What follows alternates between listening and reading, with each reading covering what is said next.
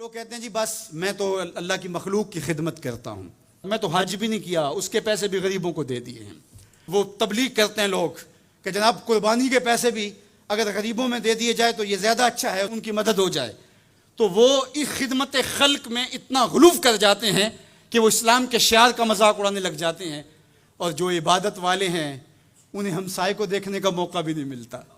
اور آپ جانتے ہیں کہ جب ایک بستی کو برباد کرنے کا حکم دیا گیا تو کہا کہ یہاں تو ایک شخص رہتا ہے جس کا سر سجدے سے اٹھتا ہی نہیں۔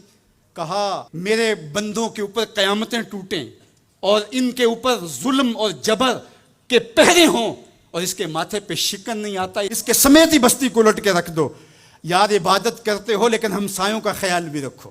میرے حضور علیہ الصلوۃ والسلام نے لعاب پھینکا نا تو صحابہ نے اپنے ہاتھوں پہ لے کے اپنے منہ پہ بن لیا۔ آپ نے عشق اور محبت کی لوک داستانیں بڑی سنی ہوں گی، لوگوں نے نہریں بھی کھودیں، لوگوں نے محبوبوں کے لیے کیا کچھ نہیں کیا، لیکن آج تک آپ کو ایسا نہیں ملا ہوگا کسی محب نے محبوب کا لعاب بھی چاٹا ہو۔ کائنات میں یہ انوکھا باب ہے۔ تو حضور علیہ الصلوۃ والسلام نے فرمایا کہ تمہیں اس چیز پر کس نے ابھارا کہ میرا لعاب بھی اپنے چہروں پہ مل رہے ہو؟ تو انہوں نے کہا اللہ اور اس کے رسول کی محبت نے۔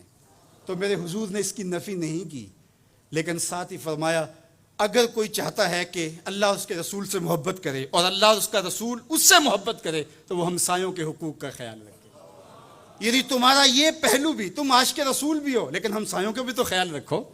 تمہارے گھر پہ جھنڈا تو لگا ہے حضور کے میلاد کا، لیکن اگر ہمسایوں کے گھر میں اندھیرا ہے تو یار اپنے گھر میں اس سال اگر چراغاں نہیں کر سکے، غریب ہمسائے کا میٹر کٹ گیا اس کا بل دے دو، آمنہ کا لال زیادہ خوش ہوگا، میلاد والا رسول زیادہ خوش ہوگا۔ اس لیے دونوں پلڑے برابر رکھو، نہ تو عبادات کے زعم میں تم خدمت خلق کو اور ہمسایوں کے حقوق کو اور رشتہ داروں کے حقوق کو بھول جاؤ، اور نہ یہ کہ تم خدمت خلق کے نام پہ عبادات کا مذاق اڑانے لگو۔ وَكَذَلِكَ جَعَلْنَاكُمْ أُمَّةً وَسَطًا۔ ادارت المصطفیٰ دونوں بازوؤں کے ساتھ اڑنے کی فکر رکھتا ہے، اور امت وسط کے مزاج کو لوگوں میں راسخ کرنا شروع ہوتا ہے۔ ظاہر ہے جب کبھی اس بازو پہ زور پڑے تو کبھی اس بازو پہ زور پڑے تو بازو جھکنے لگتے ہیں، تو میرا اللہ مدد کرتا ہے، نصرت دیتا ہے۔ تو کبھی ہمارے کسی بازو پہ فتویٰ بھی آ کے جو ہے وہ زور ڈالتا ہے، کبھی کسی فتوے کا میزائل لگتا ہے، لیکن ہم تو بلے شاہ کی بولی میں کہتے ہیں بلے آلو کی تینوں کافر کافر آکھن تو آہو آہو آکھ۔ ہمارا کام الجھنا تھوڑا ہے، ہم نے تو آگے بڑھتے ہی چلے جانا ہے، اور ہماری منزل تو مدینہ ہے، ہم نے تو اس کی طرف عازم سفر رہنا ہے۔ ادارت المصطفیٰ ایک فکر کا نام ہے، اور وہ فکر جو مدینے کی ضیاؤں سے پھوٹتی ہے، گنبد خضرا کے جمال کی روشنی ہے، اور وہ مصطفی نہیں ہو سکتا جس کے دونوں بازو میں سے ایک بازو شل ہو۔ حضور کی امت سے جس کو پیار نہیں ہے، حضور کی امت سے جس کو محبت نہیں ہے، حضور کی محبتوں کا کبھی بھی مستحق نہیں ہو سکتا۔ میرے بزرگ فرمایا کرتے تھے جس کے بچوں سے تم پیار کرتے ہو اس کا باپ تم سے پیار کرتا ہے۔ اگر تم چاہو کہ حضور ہم سے پیار کریں تو حضور کی امت سے پیار کرو۔